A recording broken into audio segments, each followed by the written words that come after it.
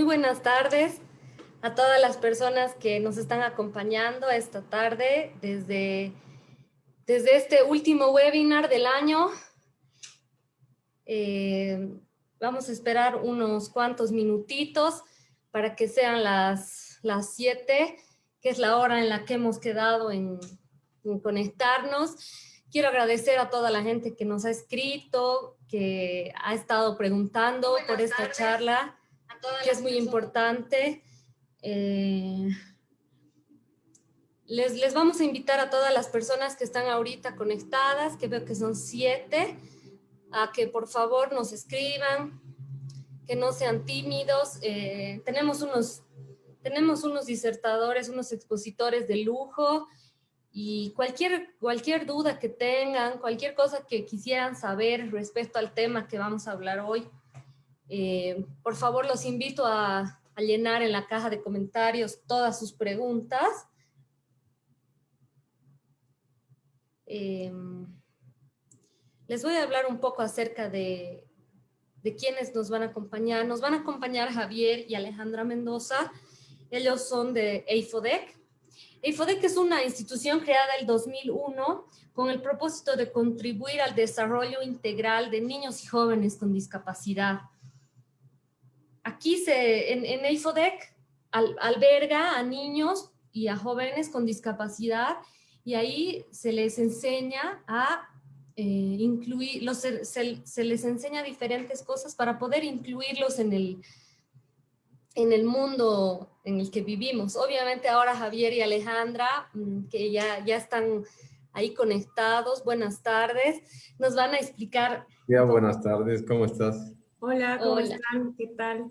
¿Cómo están todos? Buenas tardes. Entonces, ahorita ellos nos van a dar una breve introducción de lo que es también EIFODEC, hace cuántos años trabajan, los eventos que tienen.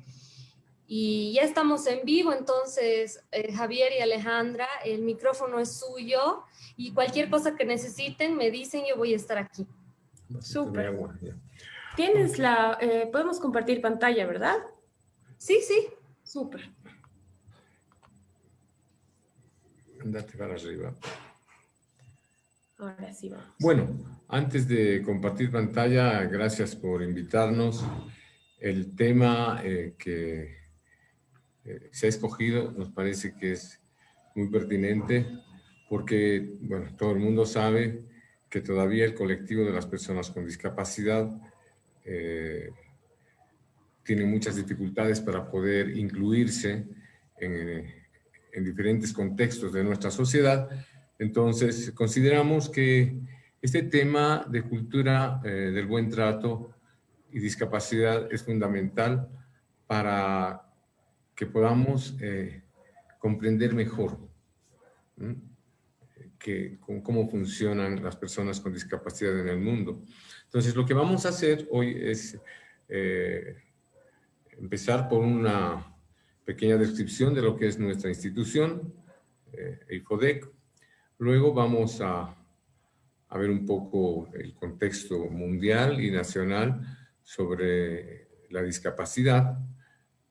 Posteriormente vamos a pasar a ver muy rápidamente los distintos tipos de discapacidad de acuerdo a la ley 223, que es la ley de la persona con discapacidad que tenemos en nuestro país, y luego vamos a ver, digamos, acompañado a cada discapacidad, cómo deberíamos comportarnos frente a ellos, ¿verdad?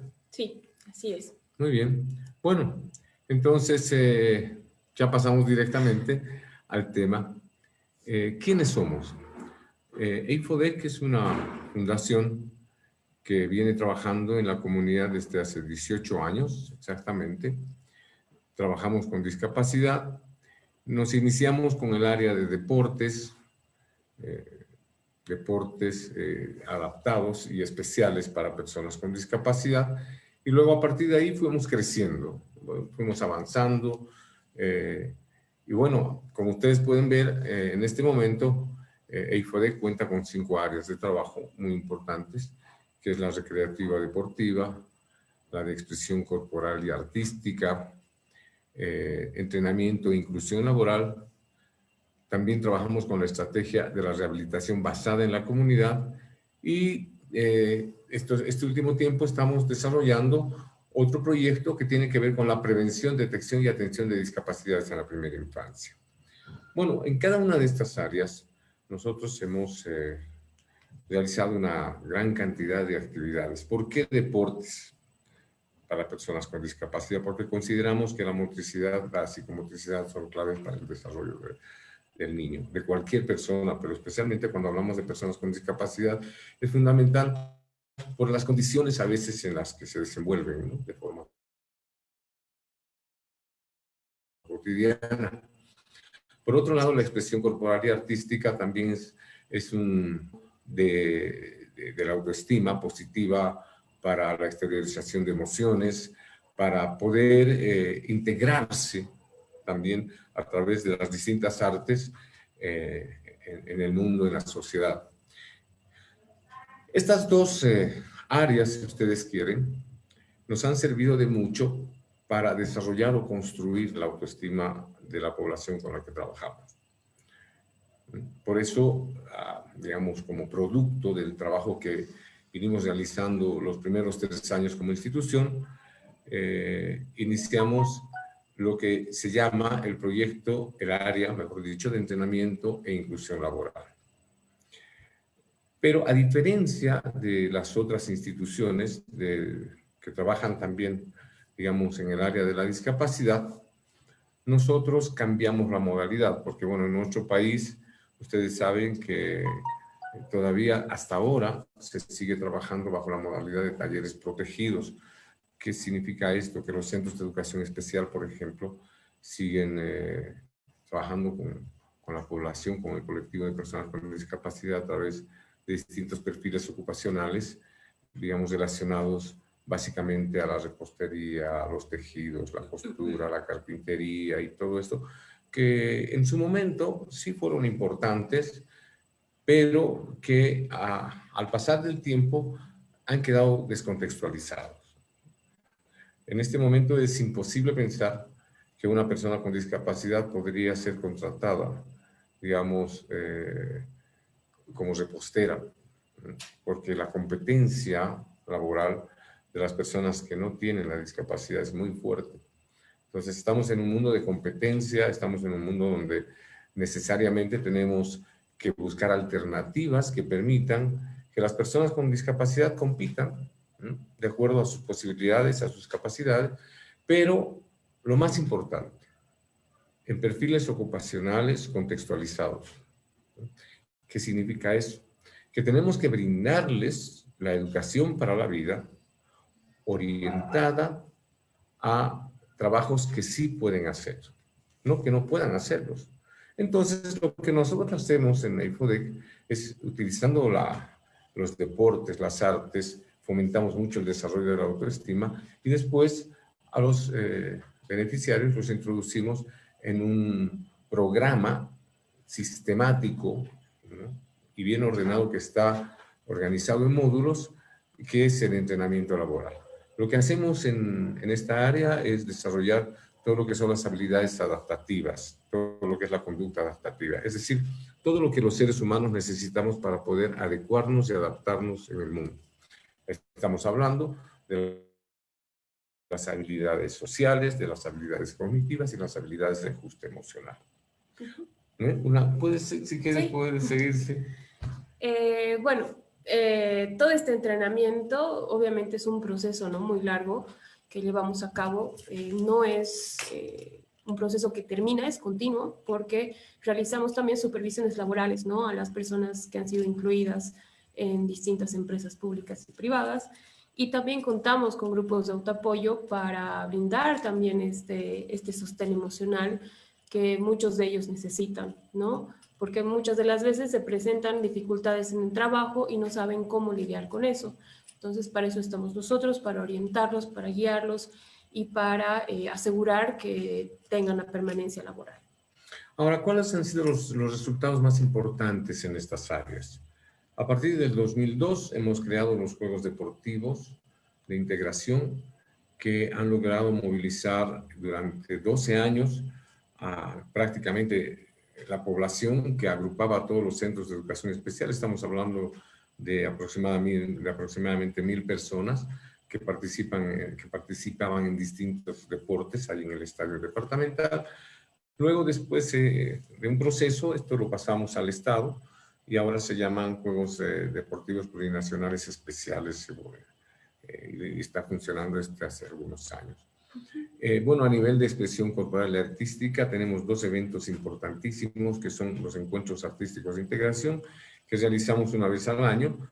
La característica de este evento es que normalmente dura como unas 5 horas. Participan nuestros chicos, digamos los artistas que hemos formado. Ellos hacen danza contemporánea, también hacen danza latinoamericana, pero nos hemos centrado más en la danza contemporánea por el tipo de movimiento libre que implica estas técnicas.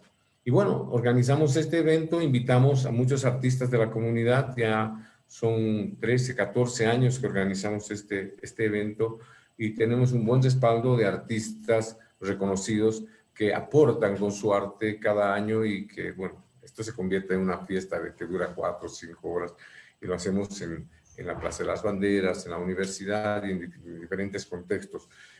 Y es gratuito. Luego tenemos el Festival de Invierno, que lo hacemos también en el Teatro Achá, nos permite generar recursos, son 2 días al año que lo hacemos y bueno, nos sirve para poder también seguir avanzando. Y por último... Javier, perdón, un poquito más fuerte, por favor. Claro, claro. Sí. Bueno, por último tenemos esta área de prevención, detección y atención. De entrenamiento laboral, los resultados, ¿no? Ah, los resultados del entrenamiento. Sí, bueno, Sí. ya tenemos más de 110 inclusiones a lo largo Sí. de estos 18 años de la institución, de muchos jóvenes con discapacidad que han sido incluidos en distintas empresas como la alcaldía, la gobernación, empresas privadas, ¿no? Y siguen hasta ahora con la permanencia laboral. Lo más importante es que ellos están incluidos laboralmente de forma legal, es decir, lo que establece el Ministerio de Trabajo con un salario básico. En muchos casos, otros ya ganan más. Entonces, un gran logro, muchos de ellos ya tienen familias y todo esto. Luego tenemos el proyecto de rehabilitación basada en la comunidad que trabaja en el municipio de Sacaba. Trabajamos en 5 componentes, trabajamos en salud, educación, en sustento, en educación inclusiva. Fortalecimiento. Y fortalecimiento, ¿sí? Entonces, digamos, trabajamos de forma distinta a la escuela, porque, digamos, estas 3 áreas en las que trabajamos se ejecutan dentro de nuestra escuela. Los chicos van, se entrenan todo el año, funciona de 9 a 5 de la tarde. En cambio, en este otro proyecto, nosotros vamos a las casas de las personas. Son, en la mayoría de los casos, población que no tiene recursos económicos, y vamos a trabajar con ellos todo lo que implica, digamos, procesos de habilitación, rehabilitación e inclusión social y empoderamiento. Así es.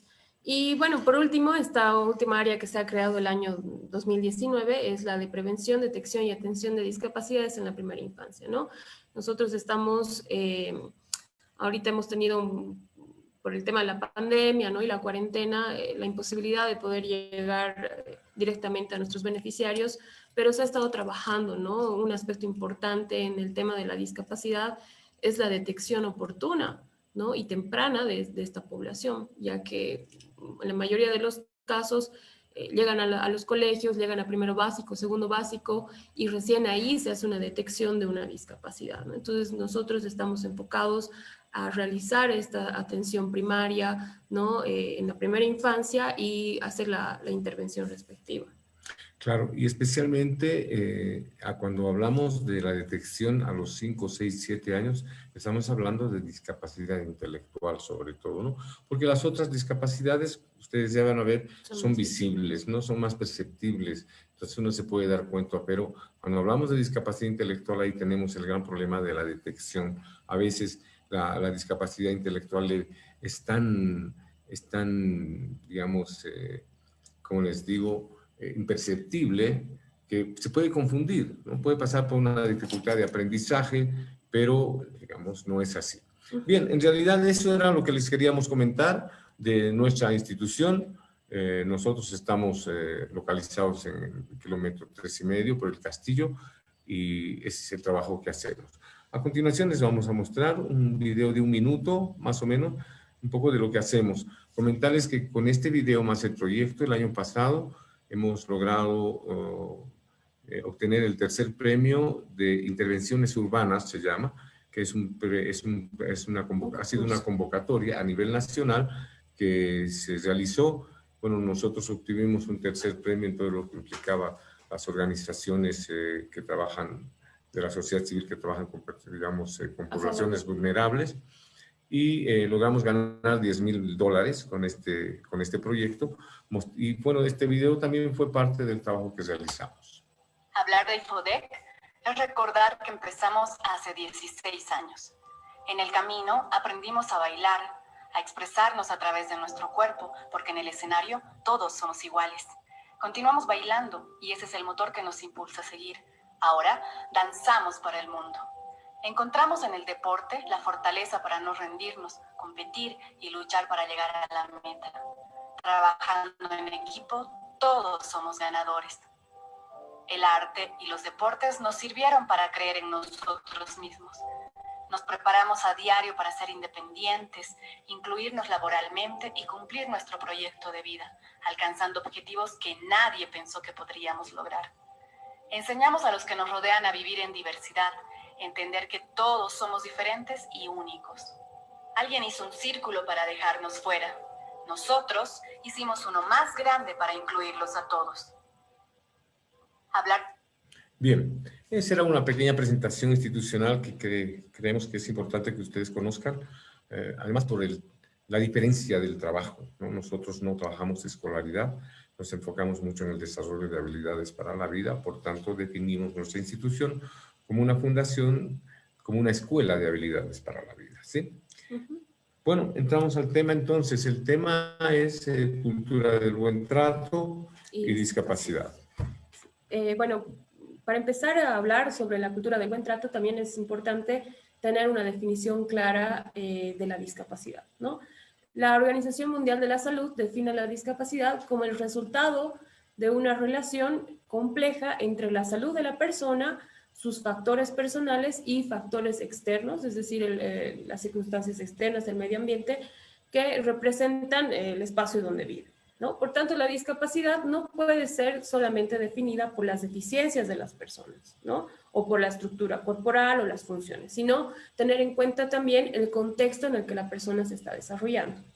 Es importante mencionar, muy rapidito, que antes de llegar a esta definición, se ha tenido que pasar por los distintos modelos, digamos, ideológicamente hablando. El modelo médico, que veía la discapacidad como una enfermedad y que pensaba que había que curarlo o curar a la persona que tenía una discapacidad. El modelo social, que era un modelo que se surgió en la década de los 80 aproximadamente y que como fundamento principal tenía que lo que había que cambiar era la actitud de las personas, de la sociedad, para que entiendan, digamos, a las personas que sufrían algún tipo de discapacidad. Esta definición, como pueden ver, es una interacción, es una relación compleja entre la salud, la persona, pero además los factores personales y los factores externos que tienen que ver con las circunstancias en las que vive. Es decir, una gran contribución de esta definición es que incorporamos el tema de salud y el contexto, el factor externo que es clave y que básicamente se centra en este momento en las barreras arquitudinales, en las barreras arquitectónicas, en las barreras comunicacionales. Bueno, el entorno sabemos que es un factor muy importante que puede favorecer o puede dificultar el funcionamiento de las personas, ¿no? Y puede darle la oportunidad de desarrollarse y desenvolverse de manera normal, digamos, entre comillas, o puede reducir sus limitaciones, ¿no? Es decir, o más bien puede limitarlos más, ¿no? Entonces, podemos decir que la discapacidad es una situación o una circunstancia personal y un hecho social resultante de la interacción de un entorno inadecuado, ¿no? Que usualmente está pensado para personas normales, podemos decir, que normalmente, digamos, se desarrollan, ¿no? En el contexto. Normales, entre comillas, Exacto. ojo, hay que Normales, aclarar entre esto, ¿no? comillas, sí. Y esto tiene un ejemplo simple. Hace unos 40 años no había bancos para personas zurdas en la universidad. Ahora las personas zurdas son parte de la diversidad, pero hace 40, 50 años los profesores les amarraban el brazo a las personas cuando escribían con la mano zurda, ¿no? Pensaban que todos tenían que escribir con la mano derecha, pero después se apareció teorías como la misplasicidad cerebral, o sea, que cambiaron completamente toda esta visión. Y bueno, en realidad lo que hasta ahora tenemos claro es que la discapacidad es una situación o circunstancia personal y un hecho social que no podemos negar y que es parte de nuestra sociedad. Pero hay que establecer una diferencia importante entre lo que es la discapacidad y la deficiencia, porque muchas personas no tienen claro esto. La deficiencia es toda pérdida o anormalidad de una estructura o función psicológica, fisiológica o anatómica. Estamos hablando de una persona que nace con esa deficiencia, digamos, sin un brazo, sin una pierna, o con algún tipo de lesión, o algún tipo de, digamos, dificultad psicológica, fisiológica o anatómica, ¿no? Esa es la deficiencia. En cambio, la discapacidad es toda restricción o ausencia de la capacidad de realizar una actividad en la forma o dentro del margen que se considera habitual, corriente, común, rutinaria para todos, ¿no?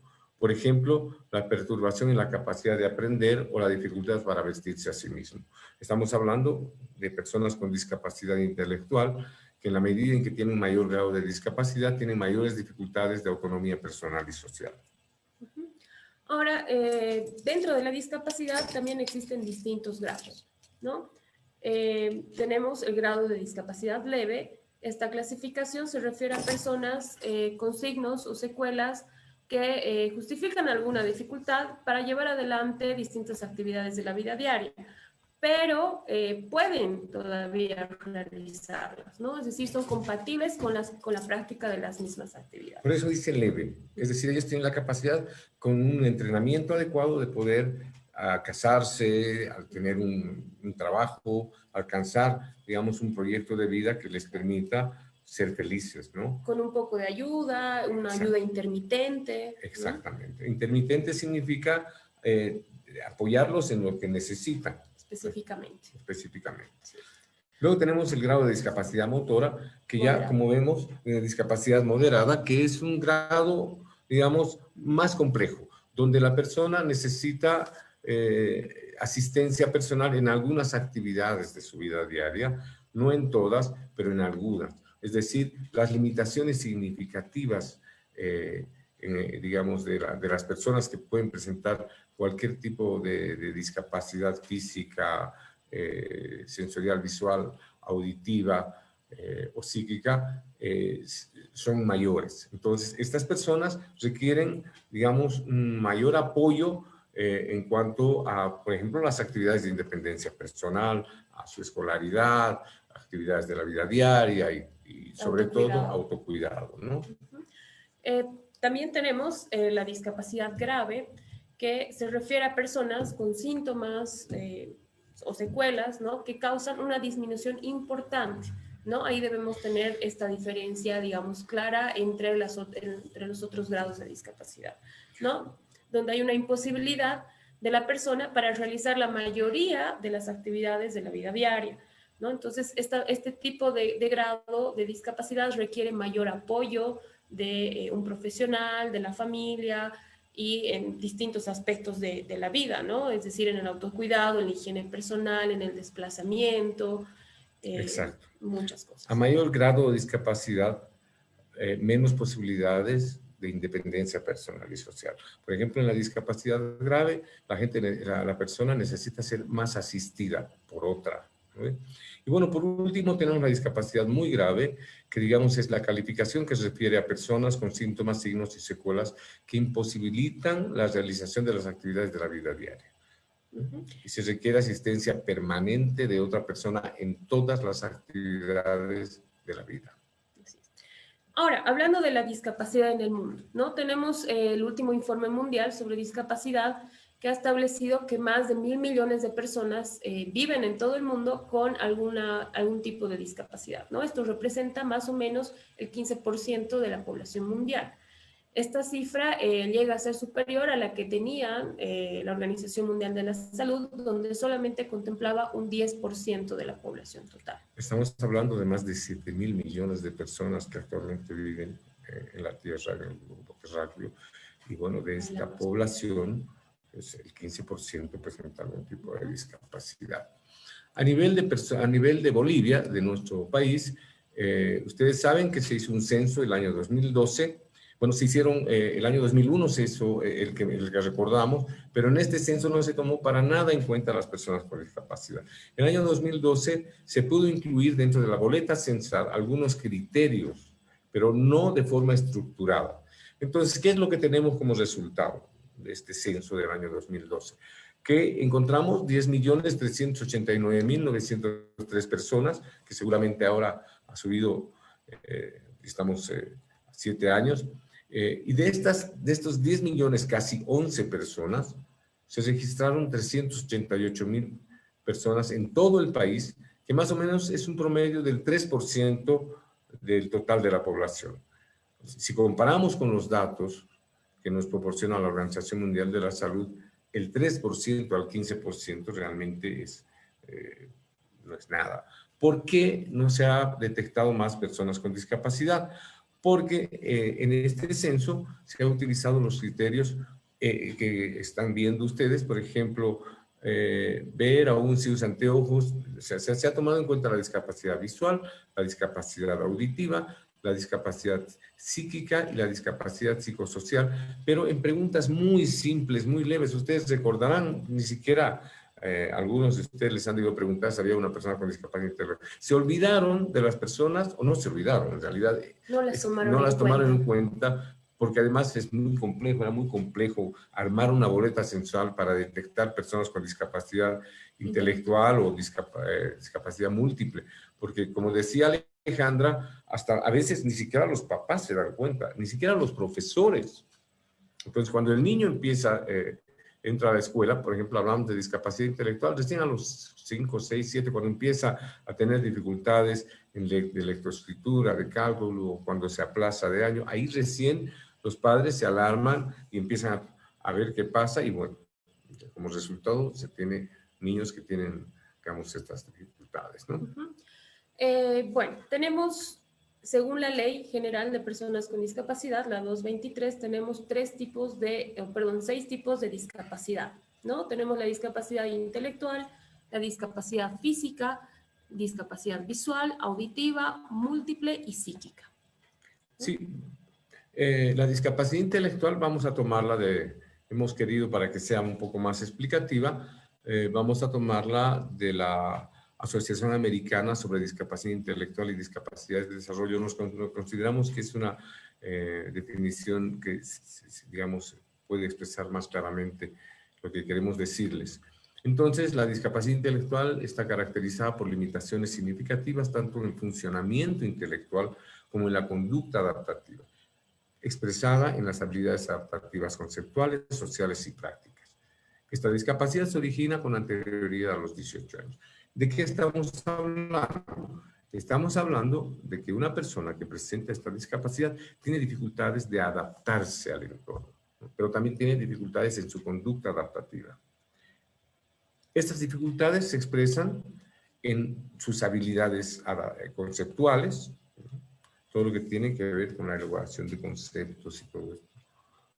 Habilidades sociales, la interacción con el entorno y las habilidades prácticas. Por decir, por ejemplo, vestirse. Todo esto, por tanto, las personas con discapacidad. Ahora, cuando hablamos de buenas prácticas referidas a las personas con discapacidad intelectual, debemos tomar en cuenta estos puntos, ¿no? Primero, debemos hablar con la persona de forma clara y concreta. Debemos tomar tomar en cuenta que hay una limitación significativa en el área intelectual de la persona. Entonces, para eso debemos hablar totalmente sencillo, donde podamos utilizar frases cortas. No le podemos dar consignas largas, Muy por largas. ejemplo, anda donde tu tía, pídele 5 pesos y después vas a la tienda para comprar pan, fideos, queso, y después pasas por donde el padrino. Imposible que entienda eso. No, Sí, imposible. Entonces tiene que ser consignas bien claras, ¿no? claras y cortas, Sí. ¿sí?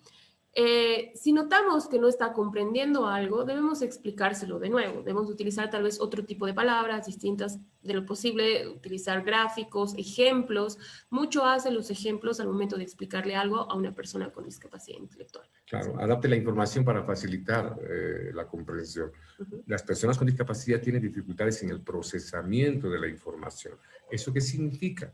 Que tienen problemas en la atención, en la concentración, en la memoria, por tanto en la comprensión. Por tanto, nosotros tenemos que adaptarnos a ellos. Ellos no pueden adaptarse a nosotros. Si no, no estuviéramos hablando de buenas prácticas. Somos nosotros los que tenemos que adecuarnos. Pensar que tienen limitaciones. Ujú. Debemos hablar de ellos, con ellos también de forma natural y espontánea. Un punto importante para tocar en esto es el tema de la infantilización, por ejemplo. Estamos muy acostumbrados a, tal vez por no saber cómo lidiar o tratar a las personas con discapacidad intelectual, infantilizarlos, ¿no? Hablarles de una forma, digamos, muy infantil, con diminutivos, reduciendo, ¿no? Reduciéndolos como personas, porque estamos hablando tal vez de una persona de 40 años que puede tener una discapacidad o de 50, entonces debemos tratarlas como tal, como personas mayores que son, y siempre hablando en un lenguaje espontáneo, natural, tranquilo, de forma como lo haríamos con cualquier otra persona. Es importante dirigirse directamente a la persona con discapacidad y no a su acompañante. A veces, como vemos que tiene una limitación, nos dirigimos a la persona que la acompaña. Es importante respetar a esa persona que tiene una discapacidad. O sea, hay que dirigirse a ella, ¿no? Luego también conversar con ellos de manera natural y espontánea, no exagerar, no gritar, ni hablar, ni pensar que no nos están entendiendo. Si nosotros hablamos lentamente, ellos comprenden y se adecúan a nuestra charla. Así es. Es importante, como decíamos, el tiempo que le vamos a dar a la persona para que responda a las consignas que le estamos dando o a las preguntas que tal vez le vamos a dar. Es importante que establezcamos justamente esta adaptación, ¿no? O sea, nosotros debemos adaptarnos a ellos, respetar el tiempo, que procesen la información y que puedan contestarnos, ¿no? En su debido tiempo.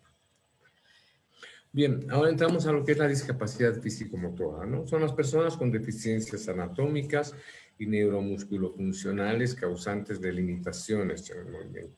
Estamos hablando de personas que pueden presentar desde una limitación, digamos, en las manos, hasta el uso de equipamiento, digamos, como una silla de ruedas, ¿sí? ¿Cuáles son las buenas prácticas que debemos aplicar en personas con discapacidad física? Primero, debemos hablar directamente con la persona que tiene la discapacidad y no con su acompañante. Porque al hacer esto, al hacer lo contrario, estamos anulando a la persona que tenemos presente, a la persona con discapacidad. Entonces debemos dirigirnos a ella de forma directa y natural, ¿no? Tenemos que siempre tener en cuenta, tener presente una actitud de colaboración para cubrir a todas aquellas necesidades o actividades que la persona no pueda realizar por sí misma, ¿no? Como por ejemplo alcanzar algún objeto o tal vez moverse o desplazarse de un lado al otro, pero siempre tomando en cuenta el deseo de la persona. No Por debemos supuesto. apresurarnos a querer ayudar, tal vez en nuestra buena intención, sin que la persona lo explícite, ¿no? O sea, lo diga o pida la ayuda, ¿no? En otros casos ellos se pueden mover con facilidad o pueden alcanzar ciertas cosas, pero siempre estar atentos a sus necesidades. Creo que es importante preguntarle siempre, ¿no? Sí. Si necesita o no ayuda, que a veces somos voluntarios, pero no nos damos cuenta que tal vez ellos no la necesitan. Uh-huh. Ahora, no sujete del brazo, ¿no? A veces hay personas que en la calle pueden sujetar del brazo para caminar con la persona, especialmente cuando está limitada y usa muletas, usa bastones. Entonces, eso entorpece el movimiento, dificulta que ellos se puedan mover. Sí. Entonces, es importante tomar en cuenta esto. Luego, por ejemplo, cuando hay personas que usan prótesis o placas, no fijar la mirada, digamos, directamente en el equipamiento, ¿no? Por otro lado, también cuando la persona emplee muletas o esté en una silla de ruedas, siempre tenemos que ir al mismo paso de la persona, ¿no? Al mismo ritmo, porque si nos apresuramos, la dejamos atrás, eso también tiene que ver con una cuestión de actitud, ¿no? Entonces debemos ir a su ritmo, a su paso, acompañarlo. Mucho hace también la posición en la que nosotros nos situamos respecto a la persona, por ejemplo, que está en una silla de ruedas, ¿no? Por supuesto, claro, sí. Agacharnos, agacharnos, ponernos a su nivel. O sea, no podemos hablar de arriba a abajo. O sea, ¿cómo se sentirían ustedes sentados en una silla de ruedas teniendo que estar mirando permanentemente arriba y viendo lo que la persona habla? Entonces, lo más indicado dentro de lo que es las buenas prácticas es ubicarse al nivel de la persona, agacharse y poder conversar con ella. Y luego, lo más importante también es adecuar el entorno a las características de la persona con discapacidad. Estamos hablando en la familia, en lo laboral y en los contextos donde se desenvuelven las personas con discapacidad física. Es importante adecuar a sus posibilidades de movimiento, situándolos, digamos, a una altura que permita que, por ejemplo, una persona con silla de ruedas pueda alcanzar los objetos que están. Y lamentablemente, en relación a ese punto, como ustedes saben, en Bolivia, sobre todo en nuestro contexto, no contamos con espacios adaptados, ¿no? Vemos que las calles tienen grietas, tienen, digamos, el concreto está sobresalido por los árboles, las rampas no son adecuadas. En realidad, muchas de las empresas o de los lugares las realizan por tener que cumplir la ley, ¿no? Claro. Pero no hablamos de una adaptabilidad en realidad, ¿no? De una adaptación, perdón. Los ajustes necesarios, ¿no? Para que la persona con discapacidad, cual sea que tenga, pueda moverse, ya sea en el entorno familiar, social, comunitario, laboral. Entonces es importante. Bueno, a nivel digamos, de personas que usan sillas de ruedas, no debemos apoyarnos en las sillas de una persona que está utilizando, ¿no? La silla es parte de su espacio corporal, tanto en el ascenso como en el descenso de una rampa. El acompañante debe ir por detrás de la silla, sosteniendo. En el traslado nunca debemos ir a un ritmo muy rápido. Cualquier desnivel en el suelo pues, bloquearía las ruedas delanteras, inclinando la silla hacia adelante, con el riesgo de que la persona que está en la silla se pueda tirar de cara, digamos, ¿sí? En el caso de que la persona tenga sobrepeso, que puede ser, digamos, se ha de recurrir a una tercera persona para que colabore con el control del descenso de adelante para evitar deslizamientos, accidentes, especialmente cuando se tiene que bajar gradas y todo esto, porque es muy frecuente en nuestro país, ¿no? Sí. Hay que alzar la silla de ruedas con la persona y subirle, y para eso se necesita 3 o 4 personas, porque no todas, digamos, tienen el peso que permite poder levantarla fácilmente. También no debemos empujar en cualquier momento, tirar o girar la silla de ruedas sin prevenir de ello a su ocupante. Hay que tomar en cuenta que la silla de ruedas es parte de la persona con discapacidad. Así es. También debemos procurar que las personas que utilizan muletas o sillas de ruedas siempre puedan dejar estos dispositivos de asistencia a la mano, ¿no? Al alcance. Y lo más adecuado también sería que se mantengan en la silla de ruedas en lo posible, o que tengan a mano siempre las muletas, ¿no? Si es necesario. Bien, ahora vamos a hablar de las personas con discapacidad visual. Son las personas con deficiencias anatómicas y funcionales causantes de ceguera o baja visión. Es decir, las personas que ven poco o no ven nada, ¿verdad? ¿Cuáles son las buenas prácticas en discapacidad visual? Debemos saludar con total claridad a la persona, de modo que no haya ninguna duda de que no nos estemos dirigiendo a ella, para la cual debemos presentarnos e identificarnos con sencillez. Si fuera necesario, no dudemos en tocar su brazo o mano para captar su atención. Solo por un momento, ustedes piensen lo difícil que es moverse en este mundo cuando la persona no ve. Nuestros ojos son el espejo hacia el mundo, entonces necesitamos hacerles saber que estamos presentes, necesitamos decirles que estamos ahí. Si conoces a una persona ciega o deficiente visual de otra ocasión anterior, no juegues a las adivinanzas, no pienses que enseguida va a reconocerte. Hola, a ver, ¿qué me llamó? Reconoceme. O sea, no es muy bueno, no es una práctica adecuada hacer esto.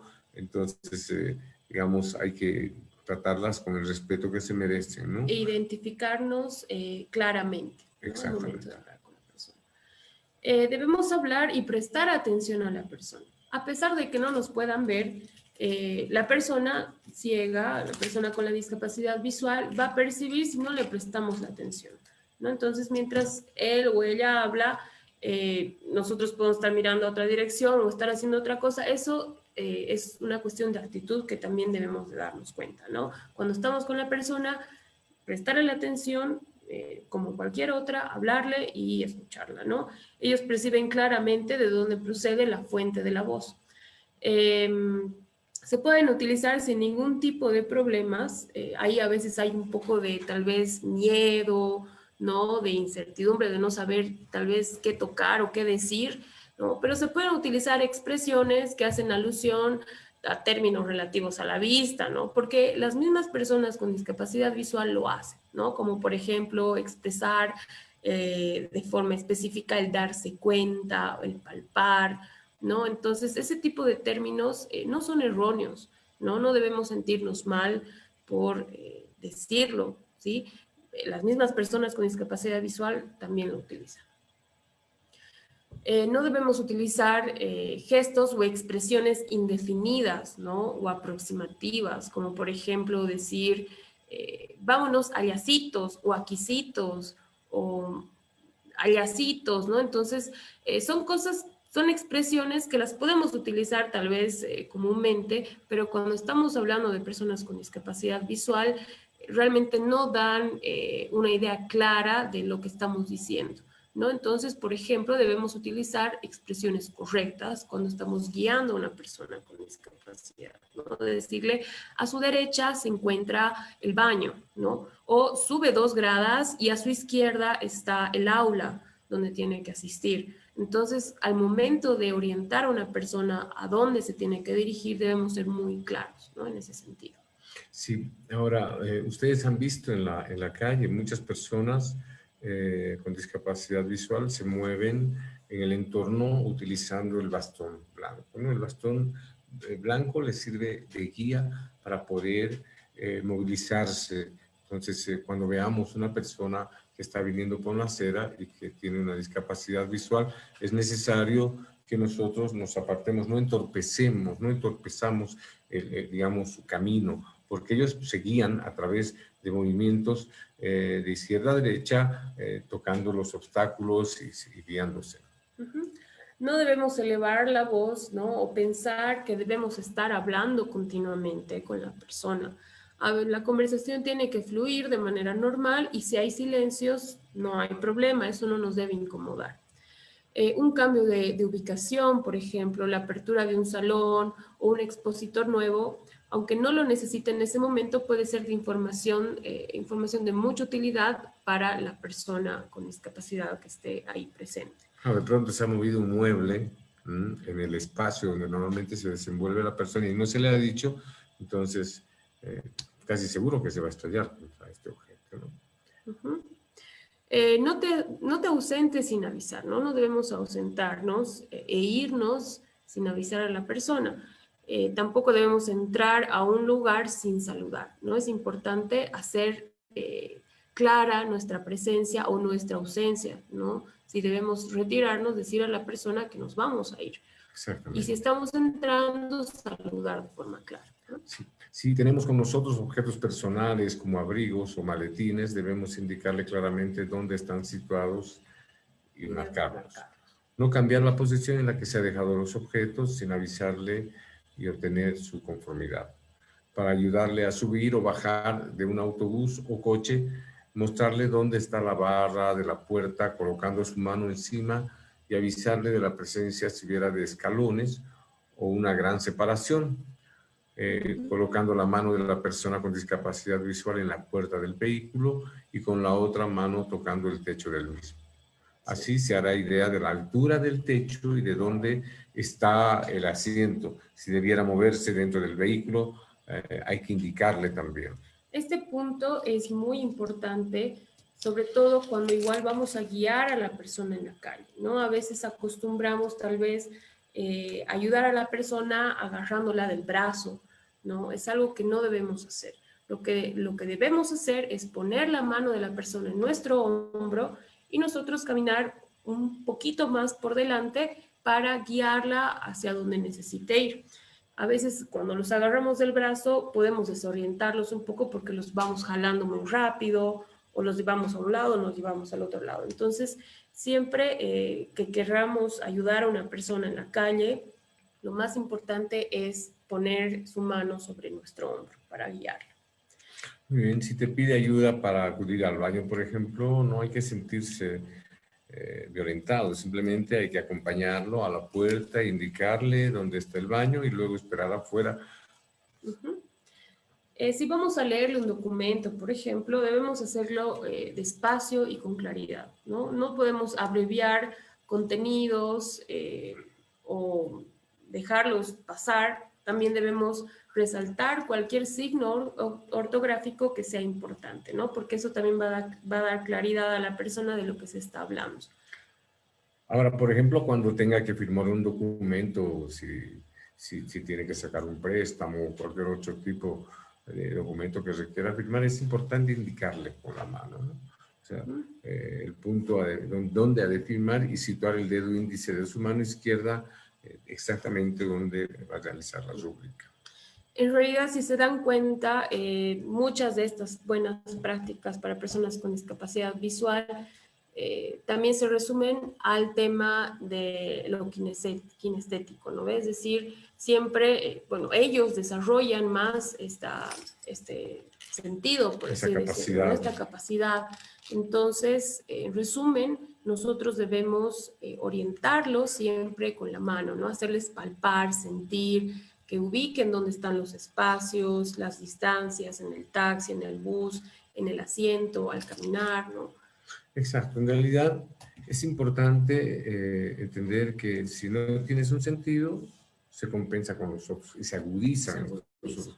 A veces pensamos que no nos están escuchando y hablamos bajito, pero ellos tienen el sentido del oído bastante agudo, ¿no?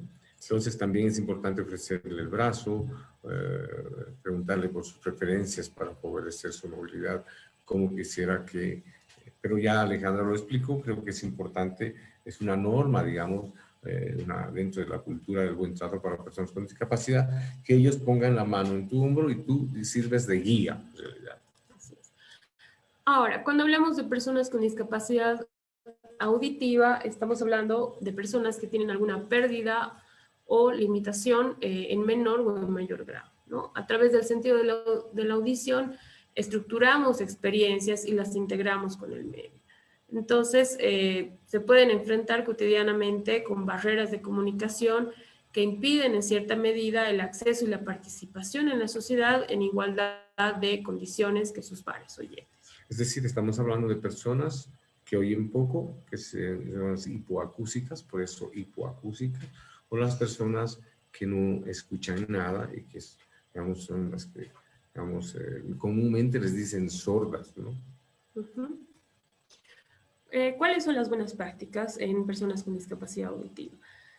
Como habíamos dicho igual al principio, debemos dirigirnos siempre de frente a la persona, sobre todo de personas con discapacidad auditiva, porque esto va a ayudarla en dos sentidos. Primero, va a sentir confianza en nosotros y segundo, a la vista de la expresión facial que nosotros tengamos y que ellos tengan, igual se va a proseguir una conversación con la seguridad de que nos puedan comprender y nosotros también a ellos, ¿no? Muchos de ellos, si están en competencia, pueden leer los labios también, ¿no? Y leer las expresiones faciales.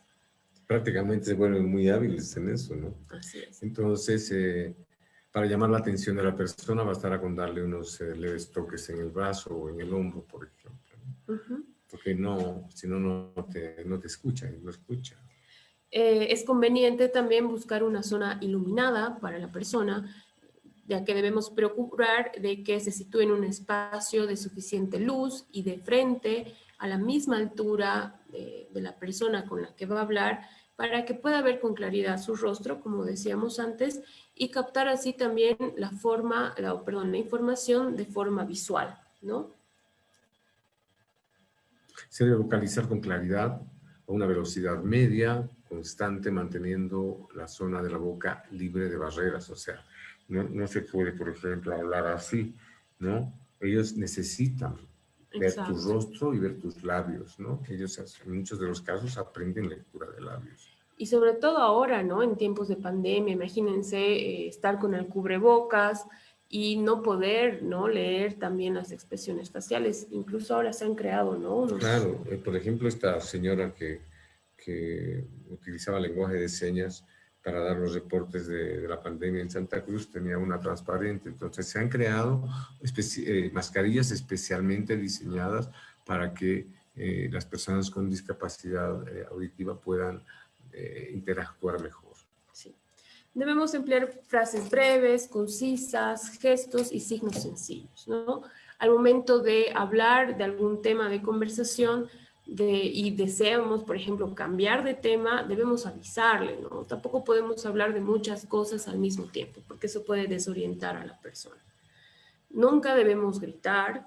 De ser necesario, debemos procurar la presencia de un intérprete en lenguaje de señas. Eso va a Ahora, facilitar hay que mucho la considerar que comunicación. no todas las personas han pasado por un proceso de educación donde han adquirido el lenguaje de señas, ¿no? Hay muchas personas que tienen discapacidad auditiva, pero no han pasado por ningún centro educacional que les permita aprender el lenguaje de señas. Tienen un lenguaje más funcional, digamos, ¿no? Por ejemplo, comer o tomar.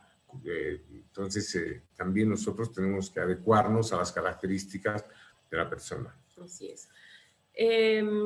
Debemos hablar directamente a la persona sorda, no al intérprete. Es lo mismo que decíamos en las anteriores discapacidades. Siempre a la persona en cuestión, no al acompañante o al intérprete. Y por último, cuando estamos en unas reuniones, tratar de ubicar las sillas en forma de U, ¿no? Para que tengamos una Visión total. Una percepción total. Nosotros estamos cómodos si estamos uno detrás de otro, pero ellos no. Ellos necesitan tener una visión completa del entorno donde están ubicados. Ahora hablamos de personas con discapacidad mental o psicosocial. Antes la gente confundía mucho la discapacidad intelectual con la discapacidad mental. Anteriormente se utilizaba la definición de discapacidad mental, o perdón, el término para ambos tipos, ¿no? Entonces hay que hacer una diferenciación. Claro, cuando estamos hablando de discapacidad mental o psicosocial, estamos refiriendo a este colectivo social de personas que son afectadas, digamos, que tienen afectación en los procesos cognitivos, volitivos o psicosociales que se traducen en trastornos en el razonamiento, de la personalidad, del comportamiento, del juicio y comprensión de la realidad que les dificulta adaptarse a ella y a sus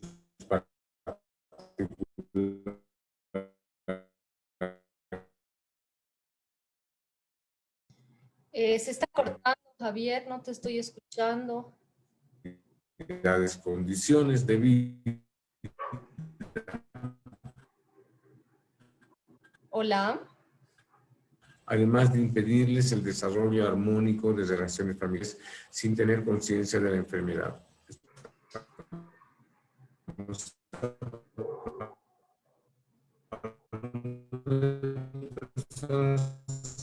Pueden tener... ¿Sí? ¿Nos escuchan? Se está Hola, cortando un hola. poco, se ha cortado la... ¿Nos escuchan? Hola. Ahora sí, pero la imagen de la cámara de ustedes está como cortada.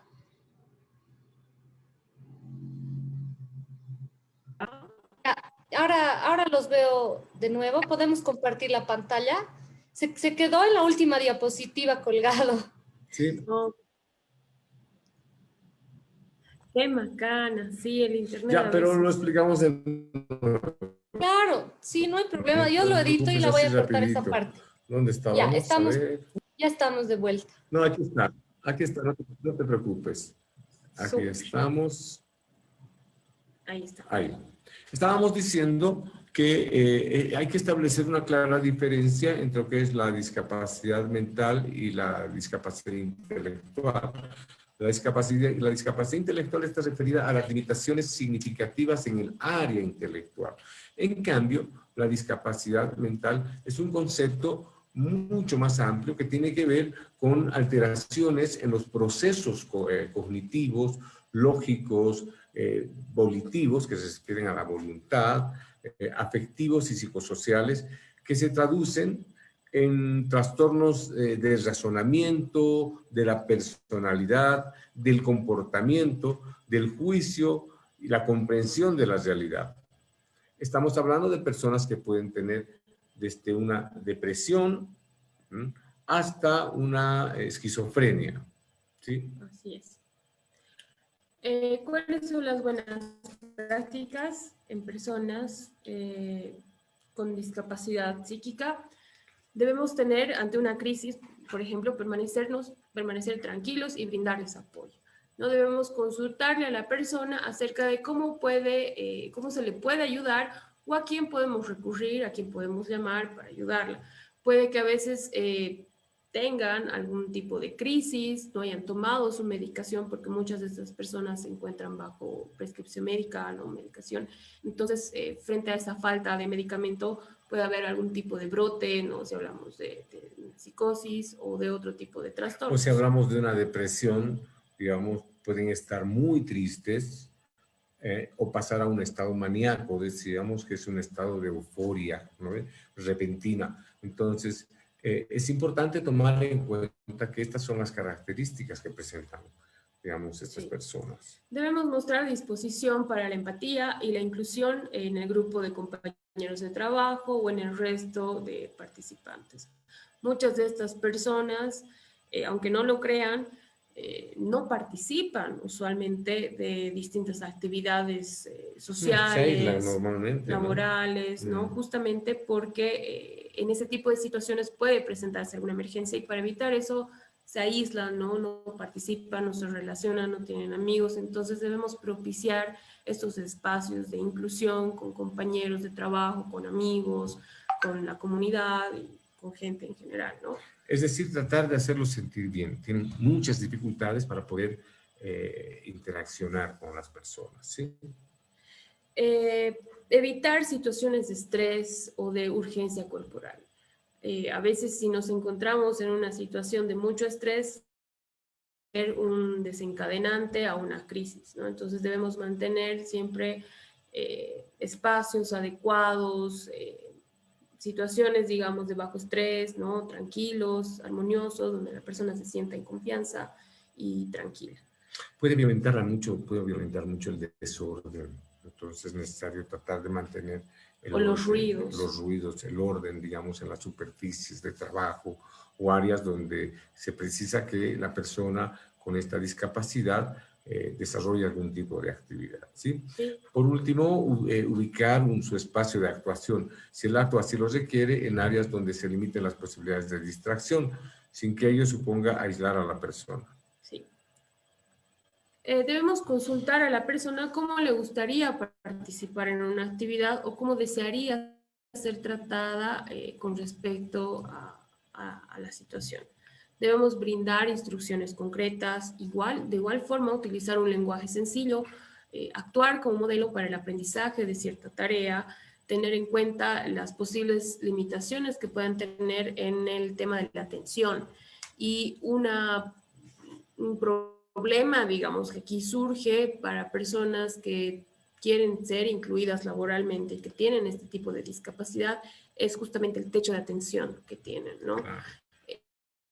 Ellas no pueden trabajar, por ejemplo, 8 horas seguidas como nosotros usualmente lo hacemos. Es por eso que requieren trabajar de medio tiempo o 3 o 4 horas, porque puede O sea, que... su energía psíquica se Exacto. agota, ¿no? Y cuando se agota pueden reaccionar, Precipitarse, precipitarse, tener, violentarse. claro, acciones que no son socialmente aceptadas, ¿sí?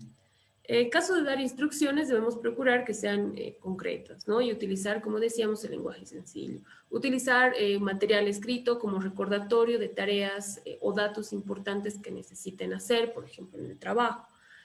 Facilitar instrucciones de funcionamiento de cualquier tipo de instalación o instrumento que la persona precise utilizar. Debemos asegurar que dichas instrucciones sean cortas de recordar. Se pueden incluir símbolos, iconos, pictogramas, todo material gráfico que sea de ayuda y que muestren las secuencias de los procedimientos a seguir. Por ejemplo, en personas que tienen espectro autista, utilizamos mucho la secuencia de imágenes, ¿no? Pictogramas, que les ayuda a organizar su vida, su rutina diaria y organizar las actividades, ¿no? Los intervalos de espera en el funcionamiento de instrumentos han de ser suficientemente amplios como para permitir que los usuarios con ritmos diferentes a lo convencional puedan ejecutar estas instrucciones. No es lo que mencionábamos anteriormente. Puede que lo hagan más lento, no tarden mucho, su foco de atención es distinto, entonces hay que tomar en cuenta todos estos factores. Por Bueno, en la último, discapacidad múltiple, que es mucho más difícil, o sea, lo que tenemos que hacer es tomar en cuenta todas las consideraciones anteriores, ¿verdad? No, digamos, las buenas prácticas en la discapacidad múltiple tienen que ver con todas las demás. Está generada por múltiples deficiencias, pueden ser visual, auditivo, intelectual o psíquico. Entonces, indudablemente, todo lo que hasta acá hemos hablado es importante para poner en cuenta, para tomar en cuenta y aplicarlas también a esta discapacidad. ¿cuál es el lenguaje correcto? Para ir terminando un poco con el tema. ¿Cuál es el lenguaje correcto en discapacidad? A veces escuchamos de expresiones, por ejemplo, en los medios de comunicación, en la radio, en la televisión, que todavía no están totalmente informados sobre cómo debemos referirnos a las personas con discapacidad. Entonces, escuchamos expresiones incorrectas como capacidades diferentes o discapacitado o deficiente, enfermito, incapaz, incapacitado, minusválido, desválidos, personas diferentes, especiales, ¿no? Que son términos que en realidad no existen, ¿no? Claro, en realidad, claro que sí, no existen. O sea, O sea, no, sí no existen, son pero válidos. no son válidos. Lo importante aquí es hablar de la persona con discapacidad. Hay que poner la condición de persona en primera instancia, tanto digamos, en las leyes nacionales como internacionales, está explícitamente enunciado como persona con discapacidad en la Convención Internacional sobre las Personas con Discapacidad, que ha sido firmada casi por la mayoría de todos los países del mundo, persona con discapacidad. En nuestra Constitución Política también, la Ley 223, entonces el término correcto es este. Por ejemplo, si nos referimos a una persona con discapacidad física, debemos hacerlo así, ¿no? Persona con discapacidad física, no lisiado, ni minusválido, ni inválido, o impedido, deforme, paralítico, cojo, ¿no?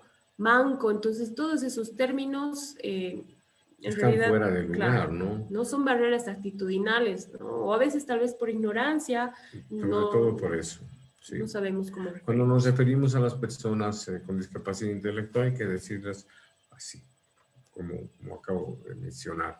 No, digamos, ponerles estos calificativos de mongoloides, retrasados, mongolitos. O sea, claro, ustedes saben por qué les decían mongolitos, ¿no? Porque en principio o sea, se parecían a la raza, ¿no?, de los mongoles. Entonces es por eso que les ponían este calificativo en Europa. Las personas con Inicialmente, síndrome de Down. a personas con síndrome de Down, ¿no? Sí. Por ejemplo, el lenguaje de señas, debemos referirnos a la comunicación que utilizan las personas sordas y las personas oyentes con las personas sordas, ¿no? Es un lenguaje de señas, una lengua de señas, perdón, no lenguaje. ¿no? Cuando hablamos de discapacidad congénita, igual, hablarla con los términos correctos, ¿no? No decir defecto de nacimiento, o tiene su defectito, ¿no? O está Es muy malito, común ha decir, tiene nacido un defecto de enfermito. nacimiento, pero en Claro. realidad lo correcto es decir, ¿no? Discapacidad congénita, ¿sí? Y por último, hablando de discapacidad visual, no podemos referirnos al cieguito, al ciego, al invidente o al no vidente, ¿no? Estos términos, aparte de que disminuyen y anulan a la persona, porque usamos diminutivos que no son correctos, no estamos diciendo las cosas como son, ¿no? Son personas con discapacidad visual. Y en lo posible siempre llamarlas por su nombre, ¿no? En realidad eso es lo que este colectivo pide, ¿no?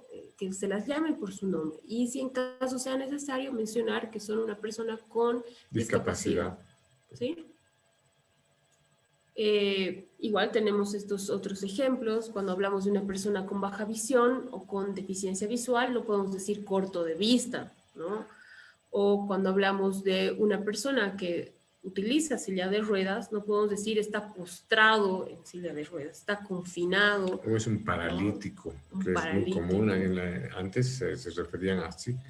Cuando hablamos de una persona con discapacidad auditiva, decirle, digamos, el sordomudito, ¿no? El sordito. O sea, son expresiones que no siempre, digamos, hacen que la persona que está al frente se sienta bien, ¿no?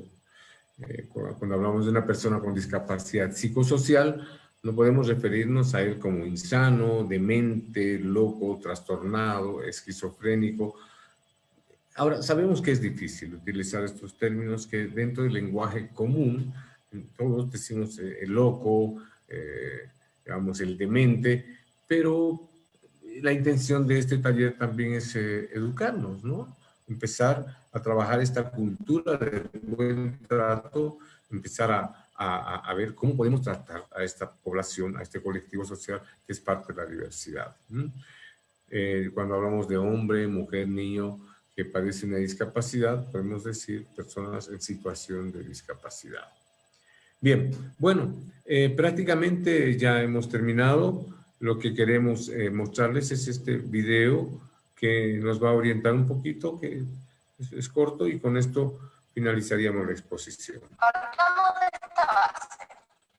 Todos sabemos y defendemos que las personas con discapacidad deben tener los mismos derechos y oportunidades que cualquiera, pero lo que no sabemos muchas veces es algo tan básico y simple como hablarles. Tú eres mi mejor amigo, y que tengas capacidades diferentes jamás ha sido un problema. ¿Capacidades diferentes? Sí, po. Superman tiene capacidades diferentes. Yo tengo las mismas capacidades que tú. Ah, sí, pues sí sabía. Para crecer como sociedad y saber cómo tratarnos, quiero compartir contigo este sencillo manual. No es correcto que me digas cojo, Yo no soy mongolita. mutilado o tullido. No me digas, súbito. Yo no soy invidente, cieguita, pipí o corta de vista. Ni minusválida, ni paralítica, ni postrada. Soy persona con discapacidad. Simplemente soy una persona con discapacidad física. Soy una persona sorda. Y yo soy una persona ciega, una persona con síndrome de Down. Igual prefiero que me digáis por mi nombre, o teniente Dan, más chorrón. La clave siempre será tratarnos por lo que somos, personas. Cambiar la forma en que nos comunicamos nos transforma en una mejor sociedad. Comparte este video para que todos sepamos cómo tratarnos correctamente. Sí. Bien, bueno, hemos terminado. Muchas gracias. No sé si hay alguna pregunta. No tenemos preguntas, pero quería hablar acerca de una aplicación que alguna vez escuchando una de estas famosas charlas TED, la descubrí, que se llama Be My Eyes. No sé si han escuchado hablar de ella. No. Bueno, les voy a comentar, está disponible tanto para Android como para iPhone. Se llama Be My Eyes. Bueno, no sé si se llega a ver, pero es una aplicación, les voy a comentar más o menos cómo funciona. Esta aplicación la ha creado una persona que tiene discapacidad visual, pero no completa, sino parcial. Entonces él nos contaba de que todo el rato le tocaba el timbre a su vecino para preguntarle si la polera que se quería poner era roja o verde para decidir, o si la lata que tenía en su alacena era de ketchup o de choclitos, digamos. Entonces se le ocurre y dice, ¿por qué no hacemos una aplicación donde las personas que sí ven ayuden a las personas que no ven? Entonces uno se descarga esta aplicación y puede optar por dos opciones. Yo soy una persona con discapacidad visual o con problemas visuales, o yo soy un voluntario. Por suerte, esta aplicación ahorita tiene 270.379 personas ciegas en el mundo y 4.370.691 voluntarios. Cada uno puede elegir si quiere que lo llamen en español o en inglés. Y yo les puedo decir mi experiencia porque he contestado más de 5 llamadas desde que tengo la aplicación y es súper interesante. La verdad, era una persona que me dice, estoy viendo una pantalla, quiero enseñarle a mi amigo que también es ciego, y me puedes decir qué dice en la pantalla. Entonces, la verdad, para todas las personas que nos están escuchando, que tienen interés en ayudar a las personas con discapacidad visual, esta es una aplicación que es gratuita y que todos lo podemos utilizar, incluso ustedes en la escuela, a las personas que tengan smartphone, se las pueden ir y ustedes hacerse voluntarios. Y como les digo, solamente se abre la aplicación y se queda como pendiente hasta que entra una llamada. Lo que hace la persona no vidente, es decir, la persona con discapacidad visual, perdón, lo que hace es decir, necesito ayuda, se lo llama al voluntario y se prende la cámara con flash para que lo que sea que esté enfocando le digamos qué es y qué características tiene. Ah, qué interesante. Ese era Sí, el granito. también es importante comentarles que ahora se utilizan varias formas para la educación de los niños. El sistema JAWS, por ejemplo, que procesa la información, la escanea y la convierte en voz hablada. Entonces, escanea la lectura. O sea, las personas con discapacidad visual pueden leer libros comunes, pero los escanean en la computadora y se traduce en voz. Audiolibros. Claro, en audiolibros. Ahora hay unos escáneres que se han creado hace unos años que conectan unos electrodos en el cerebro con un aparato en la cintura que permiten ver imágenes a las personas que tienen discapacidad visual, ceguera total, y pueden moverse en el entorno, pero solo con imágenes. Entonces, hay muchas alternativas, ¿no? Cada día el mundo de la tecnología avanza y lo importante es estar, digamos, ligados a este desarrollo. Sí. Bien, Sí, pues eso es lo muchas que estaba gracias. pensando. Estaba pensando que tal vez, si les parece, en un futuro podríamos hacer un webinar hablando de cómo la tecnología ayuda a las personas con diferentes discapacidades. ¿Qué les parece? Claro que sí. Claro, o sea, sería buenísimo tomar las aplicaciones y todos los recursos de apoyo que permitan realizar estos ajustes necesarios para una mejor adecuación al entorno en general de las personas con discapacidad. Me parece muy buena idea, Katia, hay que pensar en hacerlo. Sí. Bueno, muchas gracias. Les mando desde aquí un súper abrazo a todas las personas que recién han llegado. Les recordamos que va a estar grabado todo esto en la plataforma de Facebook. Y un gran abrazo, Javier y Ale. Será hasta una próxima oportunidad. Muchas No, gracias. gracias a ti por invitarnos. Sí, saludos. Gracias por la invitación, un gusto siempre. Igual, chao, chao. Chao, chao.